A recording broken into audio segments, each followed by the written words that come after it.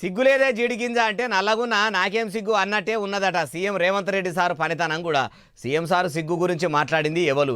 అంత సిగ్గు తక్కువ పని తెలంగాణ సీఎం యనుమల రేవంతాల సారు ఏం చేసిండు? ముఖ్యమంత్రి గారిని పట్టుకొని అట్లా ఎవలన్నారే బాలన్న అంటారా? అన్న మనిషిని కూడా తెచ్చిన చూడుండ్రి. అయ్యా ఎర్రబేలి దయాకర్ గారు, సీఎం సారుకు ఎందుకు సిగ్గు లేదంటారు చెప్పుర్రి సారు. చూసిందానే సోనియా గాంధీ గారు బలిదేవత, నిన్నేం మాట్లాడు?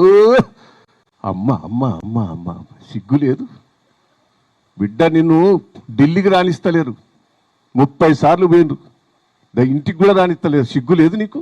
ఇన్నరా సీఎం సార్ ఒకప్పుడు సోనియా గాంధీ మేడంను పట్టుకొని బలిదేవత అన్నాడు.